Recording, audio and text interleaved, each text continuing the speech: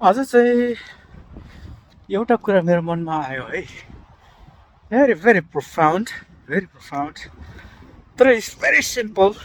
तर so many years for some reason I never thought it.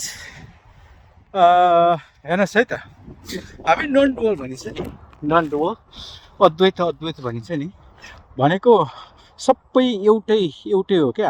हामी सबै एउटै हो, जनावर रुख आदि इत्यादि सबै एउटै हो. विभिन्न कोडबाट यसलाई प्रमाणित गर्न सकिन्छ, क्वान्टम फिजिक्सिस्टहरूले यसलाई प्रमाणित गरिसके. तर हामी मनमूर्खले सम्झिनु पर्ने सजिलो उपाय के रहेछ भने मैले अहिले भर्खर सम्झेँ. ओके, तपाईँले एउटा टिभी स्क्रिनमा देख्नुभयो राजनीतिज्ञले भाषण गरिरहेको, तपाईँले एकभन्दा स्विच अफ गर्नुभयो है टिभी. यो राजनीति मनै पर्दैन, अर्थात् फलाना मनै पर्दैन, केपी ओली मनै पर्दैन, या प्रचण्ड मन पर्दैन, वाटेभर होइन, अथवा लेट्स बालेन मन पर्दैन. वाट इफ होइन, त्यो तपाईँ हो होइन, त्यो चाहिँ तपाईँ हो भन्यो भने के हुन्छ? मन नपर्न एकभन्दा छोडिन्छ नि होइन र.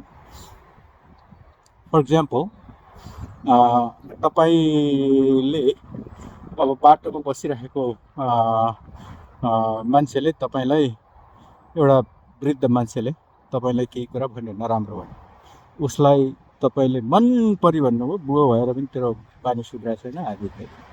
वाट इफ त्यो वृद्ध मान्छे तपाईँको बडा रहेछ भने होइन, तपाईँको पर्सपेक्टिभ अलिक कमजोर, अलि नजिक हुन्छ नि, त्यति गाली गर्नु. वाट इफ त्यो बुढो मान्छे तपाईँको बुवा रहेछ भने होइन, तपाईँले गाली गर्नै हुन्न होइन. वाट इफ त्यो बुढो मान्छे तपाईँ नै हो रहेछ भने सब समाधान. ओके, त्यसैले यो नन डुअल अद्वैत भन्ने कुरो पुरो ऊ रहेछ. एकजना म युट्युब पनि हेरिरहेको थिएँ, यो वेस्टहरूले पनि यो नन डुअललाई पुरो गजबले भनिरहेको छ, तर उनीहरूले स्पिरिचुअल पर्सपेक्टिभबाट भन्दैन, अरू नै ऊबाट भन्छ. यो छोड्छु. मैले यो एउटा भिडियो सुन्दै थिएँ, अनि त्यहाँ चाहिँ के भनेको छ भने नन डुअलको नै बारेमा कुरा गरेको छ.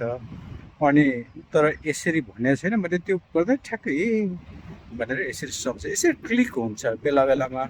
तर यो क्लिक कहिलेसम्म रहन्छ भन्ने कुरा हो कि, यो चाहिँ साधनामा भर पर्छ. मैले तपाईँहरूलाई भने मेबी म भोलि आफै पनि गर्छु होइन.